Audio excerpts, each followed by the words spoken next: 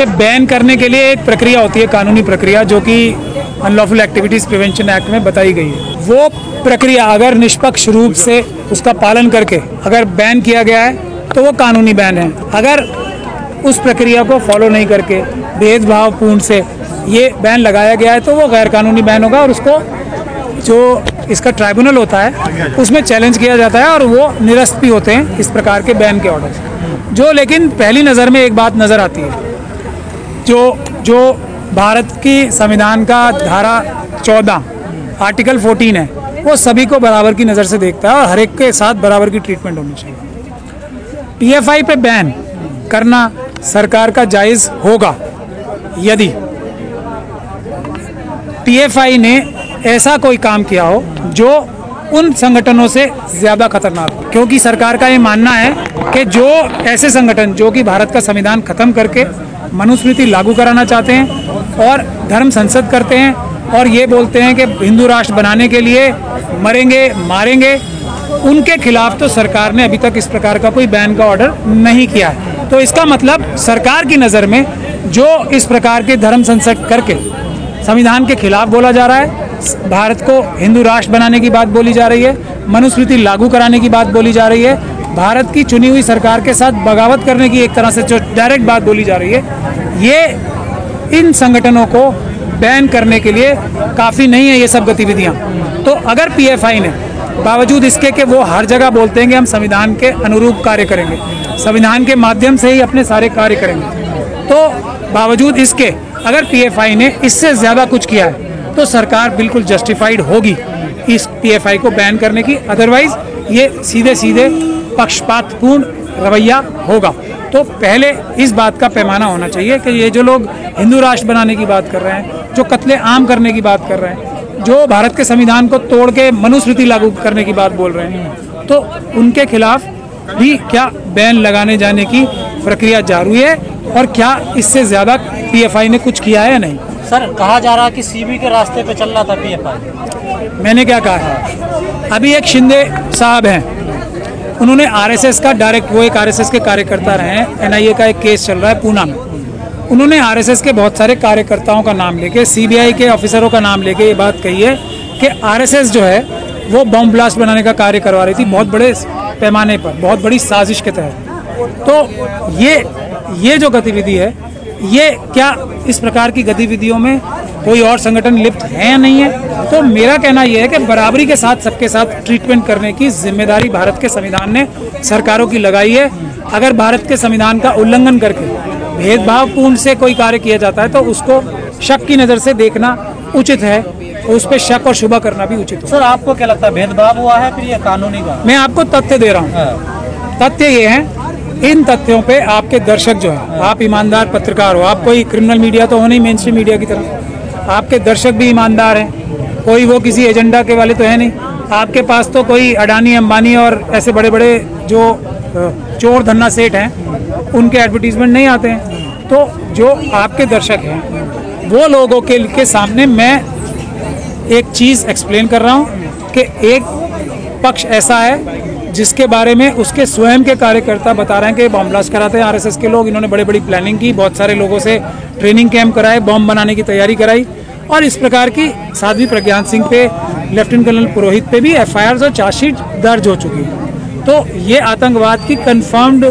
जो केसेस हैं उसमें इन्वॉल्व हैं। उसके दूसरी तरफ पीएफआई ने क्या इनसे ज़्यादा कार्य किए हैं, क्योंकि इन संगठनों पे, आरएसएस पे तो सरकार ने कभी मूव नहीं किया ना इस सरकार ने कि इसको बैन करना चाहिए, इसके बारे में कोई विचार भी नहीं किया।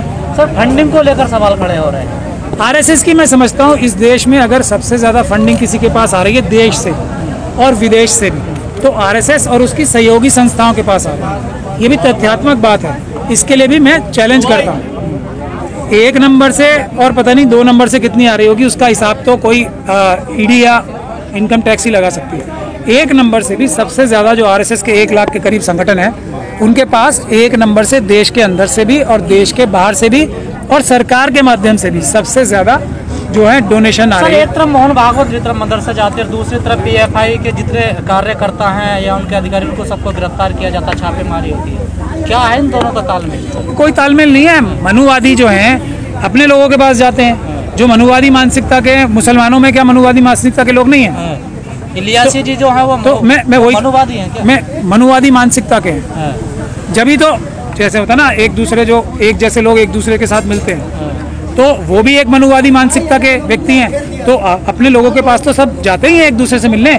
अभी ये तो एक के पास तो चले गए, चलिए ठीक है, एक के पास चले गए, लेकिन ऐसी बहुत सारे मुस्लिम संगठन ऐसे हैं जो खुद आरएसएस के पास मिलने जाते हैं, तो वो सब भी मनुवादी मानसिकता के हैं और आरएसएस के एजेंट हैं।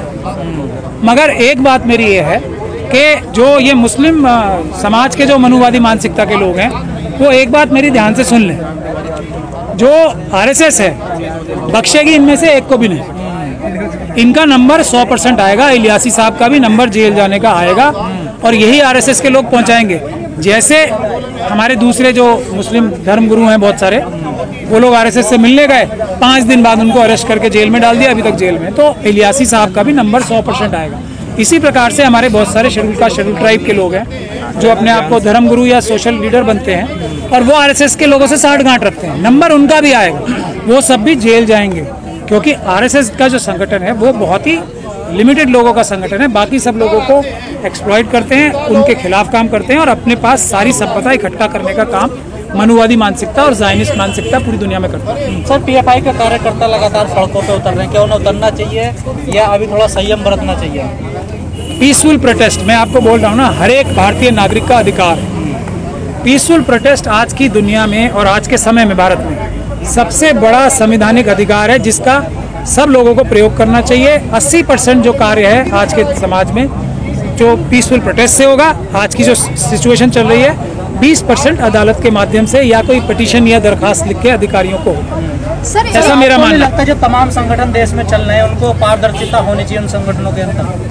देखिए, पारदर्शिता होनी चाहिए और रेट्स भी बराबर के हिसाब से होनी चाहिए। जिसने जितनी बड़ी चोरी की वैसे ही रेट्स होनी चाहिए, वैसे ही बैन होनी चाहिए। आरएसएस और इसके सहयोगी संगठन तो भारत के खिलाफ चाइना और पाकिस्तान के साथ मिलकर इतनी बड़ी बड़ी साजिशें कर रहे हैं। देश की 1000 किलोमीटर चाइना ने धरती छीन ली। देश के अंदर जो ये सांप्रदायिक हिंसा फैला रही है आरएसएस और मनुवादी मानसिकता के लोग, तो वो लोग देश को कमज़ोर कर रहे हैं ताकि पाकिस्तान और चाइना जो है देश की सीमाओं पे और बड़ा खतरा पैदा कर सके। इसीलिए जो भी मनुवादी है वो देशभक्त हो ही नहीं सकता। मनुवादी और देशभक्ति का कोई लेना देना नहीं है। अम्बेडकरवादी जो है वही देशभक्त हो सकते हैं। जो अम्बेडकरवादी नहीं है उसको अपनी देशभक्ति जो है वो साबित करनी पड़ेगी। लेकिन SC, ST, OBC और माइनॉरिटीज़ के लोग और महिलाएं प्राइमा फेसाई प्रथम दृष्टया देशभक्त होते हैं। बाकी सब लोगों को साबित करना चाहिए अपनी देश। कहा जा रहा है CNRC या हाथरस में बड़ा हाथ था पीएफआई का। देखिए, ऐसा ख्याल कर रहा है नहीं, मीडिया जबरदस्ती, पीएफआई इतना बड़ा संगठन भी नहीं है। CNRC राज्यों में है सर। देखिए, मैं आपको बताता रहा हूँ, ये पूरी जो ओपोजिशन की पार्टी है, CNRC का तो एग्जांपल मैं आपको दे ही सकता हूँ। कोई भी पॉलिटिकल पार्टी, चाहे वो बड़ी से बड़ी पॉलिटिकल पार्टी क्यों ना, उसका इतना सामर्थ्य या ताकत नहीं है कि वो CNRC जैसे बड़े बड़े प्रोटेस्ट करा सके। भारत के इतिहास में किसी पॉलिटिकल पार्टी का, यहाँ तक कि बीजेपी की भी इतनी ताकत नहीं है कि इतने बड़े बड़े, RSS की भी इतनी ताकत नहीं है इतने बड़े बड़े पीसफुल प्रोटेस्ट करा सके। तो पीएफआई की भी कोई ताकत नहीं है, किसी भी संगठन की कोई ताकत नहीं है इतने बड़े पीसफुल प्रोटेस्ट कोई करा सके। ये तो CNRC का स्पॉन्टेनियस प्रोटेस्ट था। उसका नाम जो है एक तरह से ये बताने के लिए कि पीएफआई ने कराया, तो पीएफआई को गलत क्रेडिट दिया जा रहा है। वो देश के SC, ST, OBC माइनॉरिटीज़ की प्रोटेस्ट थे, क्योंकि उन्हीं सभी की नागरिकता छीनने के लिए मनुवादियों ने साजिश की थी। मुस्लिम महिलाओं ने सिर्फ उसे लीड किया, वो पूरे देश की आवाज़ थी। किसी पीएफआई संगठन की इतनी हैसियत और औकात नहीं है, साफ साफ सुन लें, कि CNRC जैसे बड़े प्रोटेस्ट करा सकें। सरकार सिर्फ बहाना तलाश कर रही है इस बात को छुपाने का कि वो जनता की आवाज़ थी CNRC की।